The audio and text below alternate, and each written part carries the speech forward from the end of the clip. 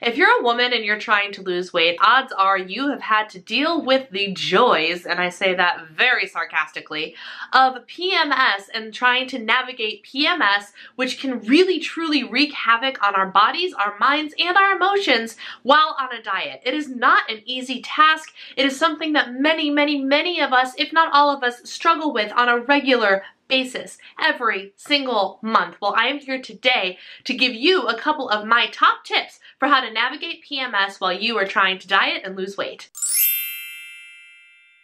We have all been there, I promise you that.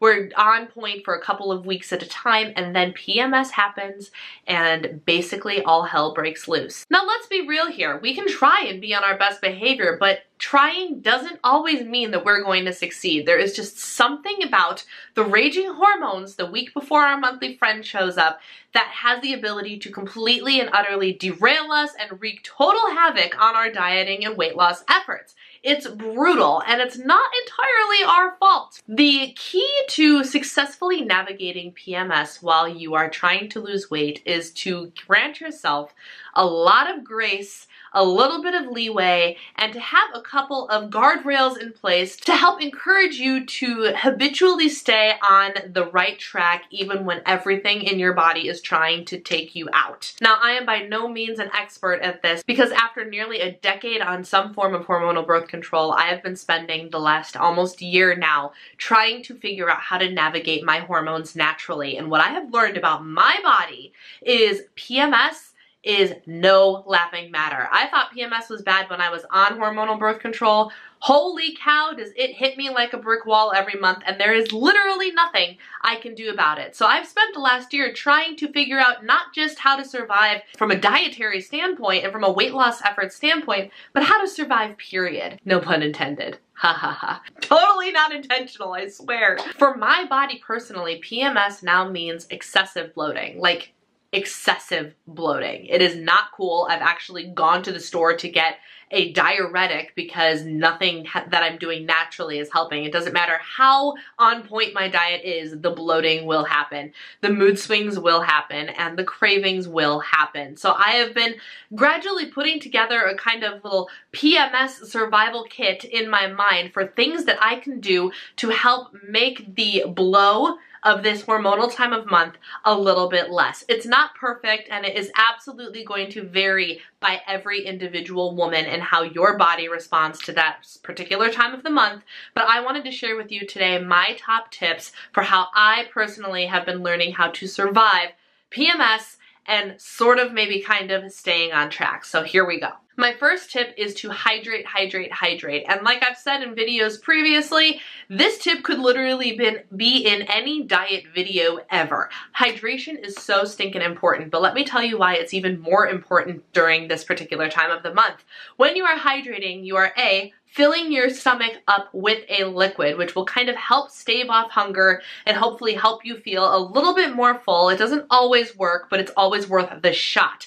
So you have that physical thing happening for you and it's helping you. And on the flip side, if any of you are like me and you struggle with bloating, one of the best things you can do for bloating, as much as you might not want to, but it is to drink water, because the bloating is your body hanging on to excess water. Now, I don't know the exact biological reasons that we bloat during PMS, but the fact is that we do. So any little tip that I can do to help stave off some of that bloating, I will do it. And drinking extra water and staying superbly hydrated definitely helps kind of keep my body in check even a little bit, or at least keep my stomach to brain connection in check a little bit, and just it's overall so much better for you to stay hydrated anyway. So why not drink an extra glass or two of water and make sure you are using the water's benefit to help you in any way that it possibly can. My second tip might seem counterproductive, and it might be, but it has been working for me, and it's probably something you should do too, and that is to skip your weigh-in. If you know you are in the midst of PMS and the bloating and the weight gain and all that stuff, odds are, even if you are currently on track, there is a solid chance that you get on that scale and the scale goes up. The worst thing, at least in my opinion, that you could do to a crazy hormonal woman is to put her on the scale and show her that she's gained weight. Like, way to kick me when I'm down, right? And it's almost inevitable that that's going to happen, and there's absolutely nothing you can do about it. Remember in one of my previous videos recently, I talked about letting go of the things you can't control? Weigh-in during PMS in your time of the month is something you cannot necessarily control. So if you think that the scale is going to be up and it is going to bother you, if it's going to wreck you mentally, if your hormonal self can't handle it, just skip the weigh-in. It is okay. Your body is still going to be doing the things it's supposed to be doing for weight loss, even if you don't step on that scale and see the number. You will survive. Wait till next week. Your mental sanity will thank you for it. And then you won't go into this panic about being up a little bit, and being panicky about your weight while being hormonal is just not a good combination. Take it from somebody who knows all too well. Just skip the weigh-in. Tip number 3 is to focus on what you're eating. Now, it is very, very easy for us to just go off the rails, and that is something that we definitely don't want to do. You're here because you want to stop going off the rails during that time of the month. Am I right? What you need to do is take a deeper look into the macro balance of the food that you are eating, because you want to do everything that you possibly can to make sure your body feels satiated so you don't go into that hormonal binging spiral. You want to avoid that as much as you possibly can. So a couple of things that you can do is make sure you are filling up on vegetables. Make sure that you are eating high volumes of food to help your stomach feel fuller for longer. You also want to make sure you're looking into foods that are high in fiber, and if you can, get away from the foods that are just empty carbohydrates and sugar, if you can. Now that's going to come back to us a little bit later here. But if you're really looking to switch up your macro balance to make sure you are eating the foods that are most beneficial to your body, it's most beneficial all the time that you eat this way, but it's especially good for you to be very conscious of the nutrients that you are getting during that time of month. Make sure you are eating enough iron, make sure you are getting a lot of fiber, make sure you are getting a lot of protein, anything that can help you feel full, and making sure that your body is getting the nutrients that you need, because when you start to crave things, odds are you are missing a nutrient. So make sure you are very aware of everything that you are eating and try and make the best macro choices for your body. Keep yourself moving. And I know this is easier said than done, my friends. I really do. I know, especially when the cramps show up, there are a lot of people that are just debilitated by them, but I urge you to try. It is so beneficial for your body, especially during that time of month, to get moving. I'm not saying go to CrossFit or boot camp or kick your butt at the gym. I'm saying get off the couch and go for a walk. Or really, if you are having a very hard time, just do some light yoga, some light stretching. What you want to do is you want to get the blood flowing, because that's going to help you with your bloating. It's going to help you with your cramps. It's going to help you burn some calories that will help keep you on track. And it's good for your mental sanity as well. And let's be honest, we all could use an extra dose of mental sanity during this time of the month. So regardless of if you are able to get to the gym for whatever reason or not, do your best to get up and get moving. Maybe do some light house cleaning. What you want to do is just get the blood flowing. I promise you, it will help you out tremendously just to get a little bit of extra movement in, even if you can't get to the gym. Now, if you can keep to your normal workout schedule, more power to you. Please do that. I do my best to do that, and it has been a big help in keeping me on track, because if I'm on track with my fitness, I am a lot more likely to stay on track with my nutrition, because for me, those two things go hand in hand. And the workout is the thing that I can physically do to make sure that I am burning those calories, and then mentally, I don't want to screw that up by messing up my diet. You know what I'm saying? And that goes during any time of the month, but it's especially important for me mentally that I keep my workouts going, because it will help everything else that's happening. My next tip is to simply get distracted. Yes, maybe that's not so simple, but hear me out. Do something that's going to keep you out of the refrigerator and keep you from thinking about the fact that you're hungry. Dive into a good book. Go and treat yourself to a pedicure or a facial, something that's going to make you feel good during this time when you're not feeling so great. Anything anything you can do to keep yourself distracted and to keep your hands busy is going to help deter you from wanting to overeat in the kitchen. Again, this is a tip that works all times of the month, but it's especially important when you are having problems trying to stay on track when your hormones are completely out of whack. So anything you can do, get into a movie, go out somewhere, meet up with a friend for a cup of coffee, or go on that walk that we were just talking about. Something that's going to keep you distracted, a hobby, play the piano, do some sort of artistic thing that uses your hands. Any little distraction will help you a lot, I promise. All right, and my last two tips are probably my best and most important ones, so hear me out. They go hand in hand. First, use your weekly points. So many people are afraid of using their weekly points, but my friends, that is why they're there. They are there to be used. Now, based on the individual body, it determines how many you can use. I have found that I can generally use all of my weeklies and be in a pretty good position, especially if I'm on plan and not using my weeklies for most of the week. It really depends, I'll be honest with you, but during the week that I am struggling with PMS, I say, Brianna, it is okay for you to go and use those weekly points. Please use those weekly points, because this is what happens when you let yourself eat more food, because if you're like me, I get ravenously hungry during PMS.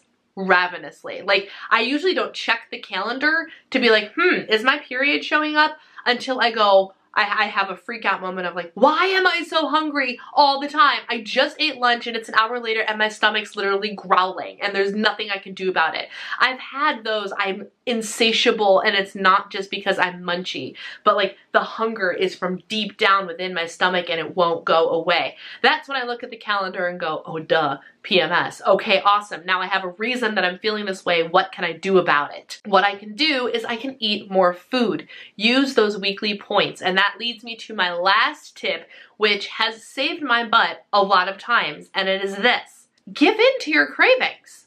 It's okay. And now I'm not saying give in to every single one of the little cravings you have throughout this entire week, but let me give you an example.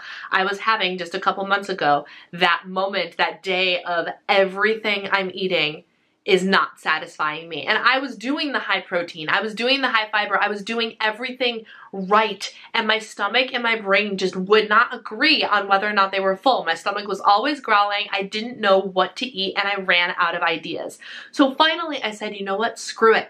I am going to go to Panera Bread and order whatever I want off of the menu. And you know what I came back with? I came back with, you pick two. One was a sandwich that was like a bacon turkey bravo, which is a higher point sandwich on the end of the spectrum, and an order of their mac and cheese. Guys, I have not had their mac and cheese in ages because it is so many points, but I also know that it is so delicious. And then to top it off, I had a side of the bread. Not the apple, the bread. So I basically had carbs with some protein, more carbs. Oh, I got like the barbecue macaroni and cheese too. So I at least made the point to get protein. So I had a sandwich that had turkey and bacon and whatnot on bread. I had the macaroni and cheese that had another serving of chicken on it. So I had the protein in there and then the protein with the cheese. And then I had the baguette.